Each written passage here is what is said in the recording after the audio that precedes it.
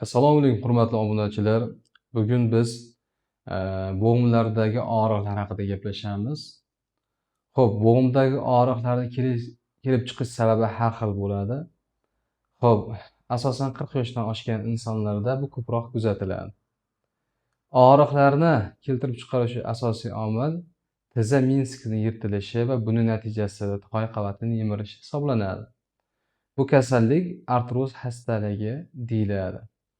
Endi uy sharoitida bo'g'imlardagi og'riqlarni pastlatish va davolash uchun nima qilishimiz kerak degan savolga qisqa qilib javob berib o'tib ketaman. Xo'p, ko'pchilik bemorlarimiz vanna qiladi oyog'ini. Bu mutlaqo noto'g'ri. Siz qizdirilgan kepak yoki qizdirilgan tuz qo'yishingiz mumkin og'riqni pastlatish uchun va suyuqlikni bo'g'imdagi ortiqcha suyuqlikni kamaytirish uchun. Shundan foydalansangiz maqsadga muvofiq bo'ladi. Odatda balchiqqa tushadi, sanatoriylarga borib suvga tushadi. Bu narsa bo'g'imlarga yoqmaydi, ya'ni kasallikni rivojlantirib yuboradi. Battar og'riq kuchayib ketadi. Buning natijasida bemorlar shikoyat qilib bizning yonimizga keladi. Endi ichadigan dorilarga kelayotgan bo'lsak, Tenaxcam degan tabletka bor. Shu tabletkani bir tabletka 2 mahal ovqatdan keyin 10 kun mobaynida ichiladi. Oziqlantiruvchilardan Theraflex yoki Remedjoin degan tabletkalar bor. Bularning narxlari ham arzon. Dozasi yuqori. Tarkibida xondroitin glikan degan dorilar bor. Ushbu dorilar bo'g'imlarni oziqlantirib, to'qay qavatni yumshatadi. Buning natijasida harakat yengillashadi. 40 yoshdan oshgandan keyin odatda kalsiy yetishmasligidan suyaklar qirsillaydi degan noto'g'ri tushuncha bor xalqimizda, lekin unday emas. Asli bo'g'imlardagi to'qay qavatda qon aylanishi buzilishi natijasida suyuqlik kamayadi. Buning natijasida qirsillagan tovush eshitiladi.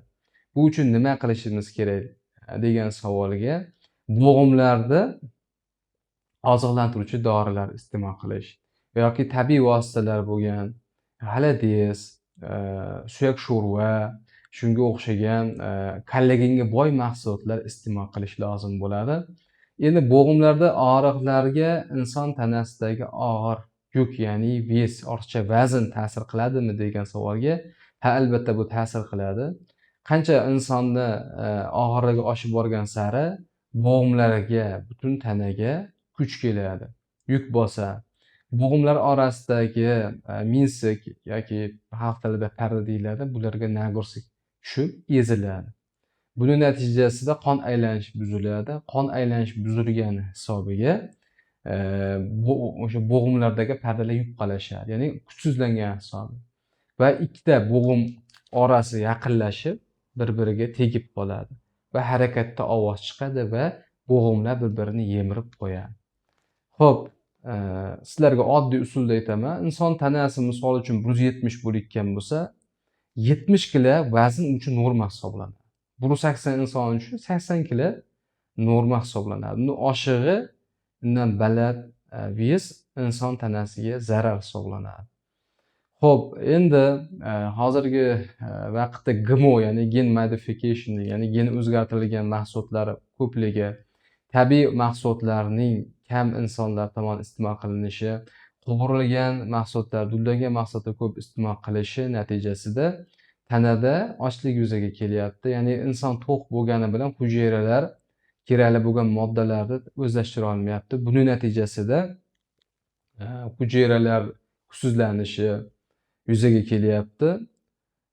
Ya'ni bir tanada oziqlanish buzilsa, o'sha a'zo kuchsizlanadi. Напряжение, ya'ni bosimga bardosh bera olmaydi va kasallanadi. Avvalambor inson og'iz bo'shlig'idan boshlanadi deydi. Hazm sistemasining sog'ligi, tishlariga e'tiborli bo'lish kerak. Tishlaringizda kavak bormi? Demak, sizni yuragingizda va bo'g'imlaringizda muammo albatta bo'ladi. Bunga sabab chirigan tishdagi mikroblar milkdagi qon tomiri qonga so'rilib, butun tanada aylanadi. Buning natijasida o'sha mikrobakteriyalar zararlab qo'yadi bo'g'imlarni va yurak klapanlarini. Shuning uchun agar tishingizda muammo bo'lsa, avvalambor o'sha chirigan tishni davolatishingiz kerak. Keyin o'sha antibiotik terapiya qilib, tanangizdagi ortiqcha bo'lgan bakteriyalarni o'ldirishingiz kerak va buning natijasida sog'ayish yuzaga keladi. Endi xo'p, jismoniy harakatlar haqida gaplashamiz. Bo'g'imlarga jismoniy harakat qilish qay darajada to'g'ri va noto'g'ri va qaysi holatda bo'g'imga nagruska berib bo'lmaydi. Ko'p insonlar bo'g'im og'riy boshlaganda jismoniy yuklamani, ya'ni yurishni yo'lga qo'yib olishadi. Ko'proq yursam shu bo'g'imlarim og'rimaydi, yaxshilanadi deydi. Bu avvalambor xato. Avvalambor bo'g'imni og'riq sababini aniqlab, uni og'rig'ini sababini aniqlagandan keyin davolaganingizdan keyin bo'g'imlarga nagruska berib, qon aylanishini yaxshilovchi mashqlar qilishingiz to'g'ri bo'ladi. Kasallangan bo'g'imga nagruska berishsangiz, bu kasallik yana ham kuchayib ketishiga olib keladi va og'riq yana ham kuchli bo'ladi. Kasallikni yana ham og'irlashtirib qo'yishingiz mumkin. Albatta bo'g'imlarda og'riq bo'lyaptimi, tanangizda bir muammo bo'lyaptimi, mutaxassisdan maslahat oling. Ozgina vaqtingiz ketadi. O'sha maslahatni olib, bo'g'imlarga shifo topganingizdan keyin bemalol unga nagruska berib, o'sha mashg'ulotingizni o'tkazishingiz mumkin. Endi oziqlanish masalasiga kelayotgan bo'lsak, sizlarga tavsiyam tabiiy mahsulotlar ko'p iste'mol qilinglar. Energetiklar, Pepsi, Fanta, shunga o'xshash gazli ichimliklar iste'mol qilmang. Yeyotgan ovqatingiz tanangizga dori bo'lib kirsin degan Gippokrat. Bunga amal qiling. Yeyotgan mahsulotlaringizda tarkibidagi narsalarga e'tiborli bo'ling. Tabiiymi yoki sun'iymi, unga e'tiborli bo'ling. Kechki vaqtda kam ovqat iste'mol qiling. Obed va nonushtani yaxshi qiling. Qovurilgan mahsulotlar iste'mol qilmang. Bug'da pishgan mahsulotlar ko'proq iste'mol qiling. Tasavvur qiling, 100-120 gradusda qovurilgan narsada qanday vitaminlar qoladi, qanday ozuqali xususiyat qoladi, o'zingiz o'ylab ko'ring. Siz suvda pishgan mahsulotlar iste'mol qilish orqali, xom mahsulot ko'p iste'mol qilish orqali hujayralaringizni, to'qimalarni oziqlantirasiz. Buning natijasida energiya paydo bo'ladi va hujayralar bo'linib ko'payadi va tanangizda quvvat paydo bo'ladi. Sizlarga tavsiyam, avvalambor ovqatlanish tartibini yo'lga qo'ying. Xo'p, uyquni yo'lga qo'ying. Bu narsalar juda muhim.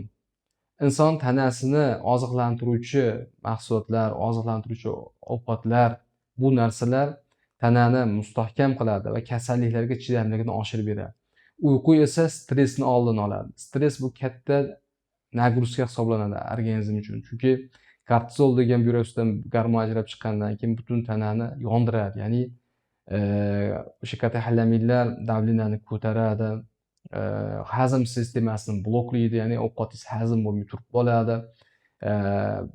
O'sha o't pufagida spazm bo'ladi. Buning natijasida o't yo'liga oshqozonga to'kilmagani hisobiga o'sha hazm bo'lmaydi, ya'ni bu o'sha oshqozonda ovqat hazm bo'lish o'rniga bijg'iydi. Buning natijasida kekirish bo'ladi, qayt qilish, ich ketishi bo'lishi mumkin. Yegan ovqatingiz hazm bo'lmay qoladi. Asab, ya'ni nerv sistemasi butun tanani boshqaradi, gormonlar orqali boshqaradi. Shuning uchun asabiylashishdan yiroq bo'lish kerak, uyquni to'g'rilash kerak, oziqlanishni to'g'rilash kerak. Shu ikkita narsa, asosiy narsa. Insonda agar shu uyqu bilan birgalikda ovqatlanish to'g'ri yo'lga qo'yib olinsa va jismoniy me'yorda jismoniy harakatlar yo'lga qo'yib olinsa, insonlarda 80-90% kasalliklar bartaraf etiladi.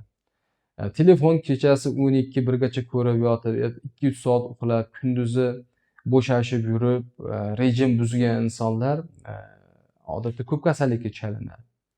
Albatta, soat 9 dan keyin uyqu bo'lishi kerak, soat 3-4 gacha. 6 soatli sifatli uyqu inson organizmiga juda foydali hisoblanadi. Kechki uyquning ahamiyati juda katta, chunki endorfin, enkefalin degan baxt gormonlari ishlab chiqariladi, butun tanada tiklanish jarayoni ketadi. Yuz terilari ham tiniqlashadi. Moddalar shuni yaxshilangan hisobiga-da. O'zingizga e'tiborli bo'ling. Mana 2 soat kechasi uxlab, kunduzi yuzingizga qarasangiz so'lg'in bo'lib qoladi. Uyquni ahamiyatini oddiy oynada ko'rib olishingiz mumkin. Siz bilan ko'p mavzularda gaplashdik. Sizga kerakli bo'lgan, o'zingiz uchun kerakli bo'lgan ma'lumotlarni ajratib olasiz. E'tiboringiz uchun rahmat.